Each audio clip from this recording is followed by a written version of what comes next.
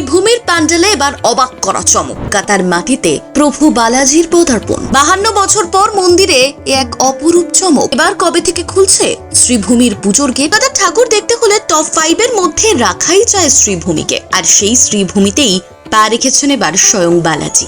সেখানকার মণ্ডপ দেখতে প্রতিবারই উপচে পড়ে ভিড়। এবারেও দক্ষিণ ভারতের বিখ্যাত মন্দিরের থিম নিয়ে হাজির শহরের এই প্রসিদ্ধ পুজো। টাউনের শ্রীভূমি স্পোর্টিং ক্লাবের এবছরের পুজো 52 বছরে পদার্পণ করলো। তাই এবারে স্পেশাল ভাবনা, পুজোর থিম ভাবনায় ফুটে উঠেছে। দক্ষিণ ভারতের বিখ্যাত তিরুপতি বালাজি মন্দির। আলোর খেলায় মণ্ডপের সামনে দাঁড়ালেই আপনি হয়তো সোজা পৌঁছে যাবেন অন্ধ্রপ্রদেশে। মন্দিরের বাইরে নিখুঁত হাতের কাজ, সোনালী আলোয় ঝলমল করছে তিরুপতি মন্দিরের আদলে মণ্ডপ। মন্দিরের বাইরের নিখুঁত হাতের কাজ একদিকে যেমন নজর কাড়ছে, তেমন পাশাপাশি সেই সোনালী আলোয় অপরূপ একটা দৃশ্য ধরা পড়ছে শ্রীভূমির এবারের ভাবনায়।